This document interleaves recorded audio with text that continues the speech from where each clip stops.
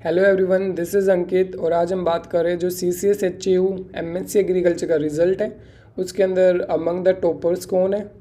Next है भी roster system of reservation क्या होता है और एक्सपेक्टेड कट ऑफ क्या हो सकती है कैटेगरी वाइज, और डिपार्टमेंट की प्रेफरेंस कौन कौन सी देनी चाहिए और कैसे अपने यूनिवर्सिटी सेल्फ सर्विस पोर्टल के ऊपर प्रेफरेंस दी जाएगी। So here we start. हम सबसे पहले बात करते हैं MSc की जो सीट्स हैं जो हरियाणा डोमोसाइल के बंदों से भरी जानी है, दैट इज़ 100 सीट्स है देयर। लाइक हम देखते हैं भी एंटोमोलॉजी 8 सीट्स है हिसार कैंपस के अंदर और 2 सीट है बावड़ कैंपस के अंदर, तो मतलब टोटल 10 सीट्स है। तो इसके अंदर जो रिजर्वेशन पॉलिसीज़ यूज़ की गई हैं उसको कहते हैं रोस्टर सिस्टम, जो मास्टर्स प्रोग्राम के लिए यूज़ किया गया। तो लाइक ये चीज़ तो कंफर्म है भी, जैसे कि 20 सीट्स है वो SC कैटेगरीज़ को मिलेगी, 16 सीट्स हैं वो BCA के लिए रिजर्व्ड है, 11 seat are reserved for BCB और 10 seats are reserved for economically weaker section, 3 seats are reserved for person with disability और जो बाकी रिमेनिंग 50 सीट्स हैं वो आपके जनरल कैटेगरी के कैंडिडेट के लिए रिजर्व्ड है। तो इसके अंदर रोस्टर सिस्टम में डिफरेंस ये है कि जो डिपार्टमेंट के अंदर एक रेशियो नहीं रखा जाएगा भी, कोई फॉर एग्जांपल से भी एग्रोनॉमी के अंदर 20% SC होनी चाहिए या 16% BCA होनी चाहिए, ये नहीं है। इसको एक कंपोजिट यूनिट लिया गया है जिसके अंदर यूनिवर्सिटी ने एक प्री डिफाइंड क्राइटेरिया दे रखा है भी, जो पहली सीट होगी ना उसके ऊपर फिजिकली हैंडीकैप का जो कैंडिडेट है उसको प्रेफरेंस दी जाएगी भी उसको कौन सा डिपार्टमेंट लेना है। ठीक है। नेक्स्ट है जो सेकेंड और जो थर्ड सीट होगी उसके ऊपर जनरल कैंडिडेट के स्टूडेंट को प्रेफरेंस दी जाएगी, यानी कि जो पहला जनरल का कैंडिडेट होगा वो सेकंड सीट पे प्लेस होगा और जो दूसरा कैंडिडेट होगा जनरल का उसको थर्ड सीट मिलेगी। ठीक है।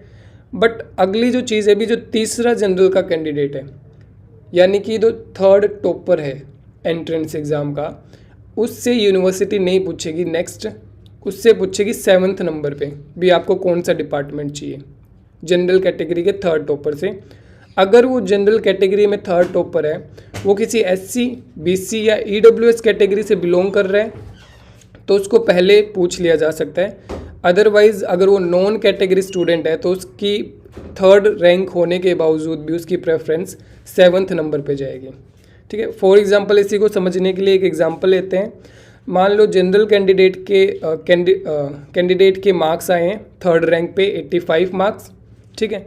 और SC कैटेगरी का जो टॉपर है कैटेगरी टॉपर उसके मार्क्स आए हैं 81। ठीक है। तो 85 जिसके मार्क्स थे थर्ड रैंक से, उससे 7वें नंबर पे प्रेफरेंस पूछी जाएगी, और हालांकि जो SC कैटेगरी का कैंडिडेट है उसको 5वें नंबर पे पूछ लिया जाएगा भी आपको कौन सा डिपार्टमेंट चाहिए, और उसको 5वें नंबर पे मिल भी जाएगा। ठीक है। मोर प्रेफर्ड है, प्रायोरिटी, ये सिस्टम के अकॉर्डिंग लिया गया चलना पड़ेगा। ठीक है। तो 7th 8th general category, again BCB 9th जो पोजीशन पूछी जाएगी वो BCB के कैटेगरी टॉपर से। तो इसके अकॉर्डिंग आप ये समझ सकते हो भाई ये जो प्री डिफाइंड ट्रेंड है 100 सीट्स तक चलेगा, और the benefit of this is of immense importance for the representation of non category और से non reserved candidates. It's like कि category topper are to be adjusted in their own categories of reservation, and if they possess top 5 to 8 ranks then only they have high chances of securing seat in general category। ठीक है। तो general जैसे कि आप समझ पा रहे हैं जनरल कैटेगरी के अंदर सिर्फ जो 5 से 7 बच्चे हैं टॉपर्स, अगर वो दूसरी रैंक के हैं तब भी जनरल कैटेगरी के अंदर बैठ सकते हैं, अदरवाइज जनरल कैटेगरी के अंदर मोस्टली जनरल कैटेगरी का ही बच्चा बैठने को मिलेगा आपको, इसलिए ज़्यादा डिफरेंस नहीं दिखाई देगा जनरल कैटेगरी और बाकी कैटेगरीज़ के कट ऑफ्स के अंदर। तो ये जो रोस्टर सिस्टम है, नेक्स्ट हम एक्सपेक्ट करते हैं भी जो फर्स्ट काउंसलिंग में कितनी रैंक्स तक कट ऑफ जा सकती है। तो जनरल कैटेगरी में जिस बच्चे की 75 to 80 रैंक्स आ रही है तो वो सेफ जोन में अपने आप को कंसिडर कर सकते हैं। काफ़ी ब्रॉड स्पेक्ट्रम हमने यूज़ किया है इसके अंदर, कोई डिफाइंड नहीं है, कुछ नहीं पता, बट एक डिस्क्रीट आइडिया यही है कि कोई 75 to 80 जिसकी रैंक आ रही है वो सेफ जोन में। EWS के अंदर 12 से 14 जिनकी रैंक आ रही है वो सेफ जोन में। SC कैटेगरी के अंदर जो 25 रैंक तक के स्टूडेंट है वो सेफ जोन में, बिकॉज 20 सीट्स तो है ही, होप चांसेस है भी कुछ 3-4 बच्चे टॉपर्स के अंदर निकल जाए। तो इस हिसाब से लाइक BCA के अंदर 16 से 17 रैंकर्स है जिसकी रैंक 17th तक है, वो सेफ जोन में है। BCB के अंदर जो 10th रैंक है वो सेफ जोन में है। तो ये तो थी बात फर्स्ट काउंसलिंग की।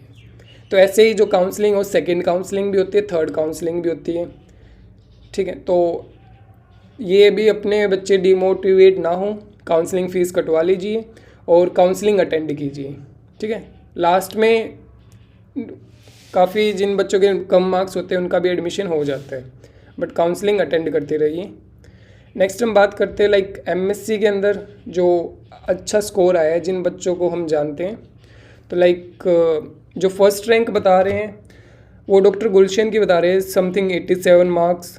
सेकंड रैंक पूजा 86 मार्क्स और थर्ड रैंक रुचिका डागर, ठीक है। उसके बाद में fifth rank Harpal 81 marks, Vikram 81 marks, Mandeep 81 marks. तो फिफ्थ रैंक पे 4 बच्चे एक्चुअली में।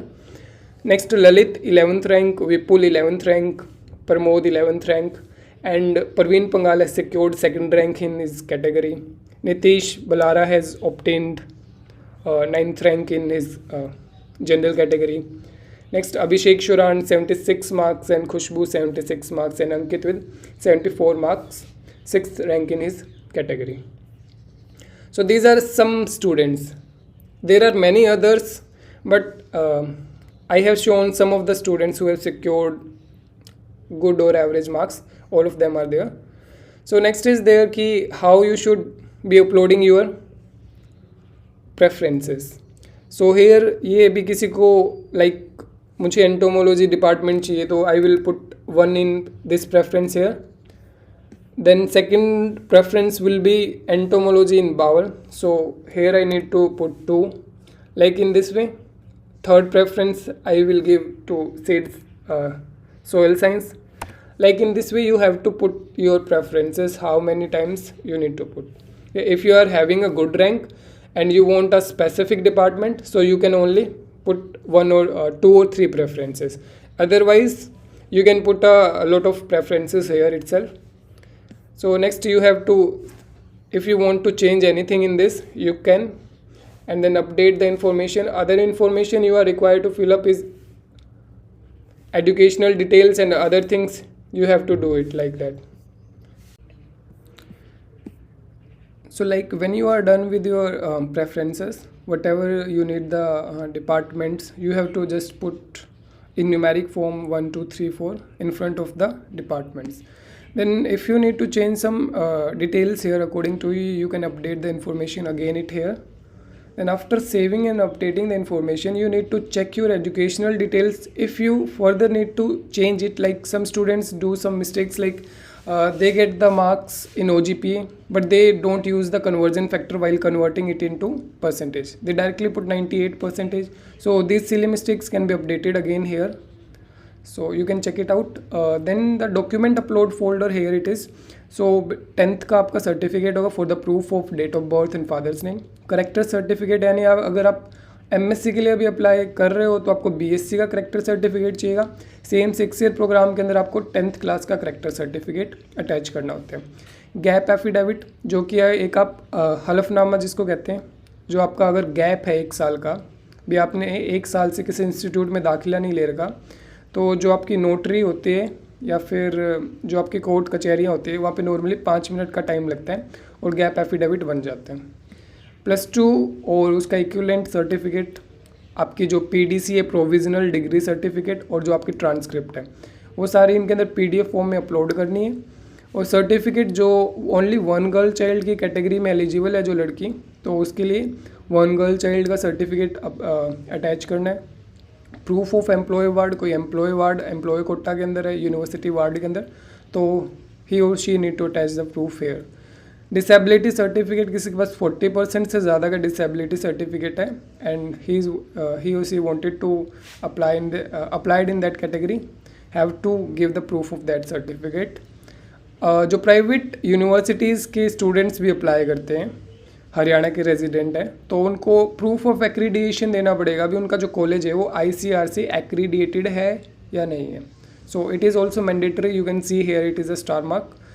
देन सबसे मोस्ट इंपॉर्टेंट चीज़ है जो हरियाणा रेजिडेंट सर्टिफिकेट जिसको डोमोसाइल कह रहे हो, तो वो आपको यहाँ पे अटैच करना है। और जो 100 सीट पे जो कैंडिडेट है वो सिर्फ हरियाणा के जो डोमोसाइल्ड और रेजिडेंट कैंडिडेट है वही compete कर सकते हैं। तो ये भी one of the most important thing है 10th year programme, 12 year programme और से MSc के एडमिशन के लिए।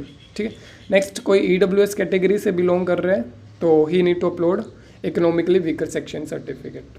After uploading successfully the all the documents then you need to proceed for the payment of counselling. ये बहुत ज़्यादा इंपॉर्टेंट है।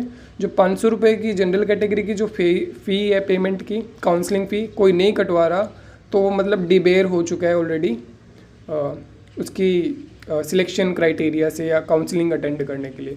कुछ बच्चे इसको निगलेक्ट कर देते हैं, यहाँ पे येस करके छोड़ दिया, बट यू नीड टू पे the 500 rupees for the counselling fees. ठीक है, सो थैंक यू। ठीक है, so thank you all of you. Hope so you will made into the department that you hope. Thank you.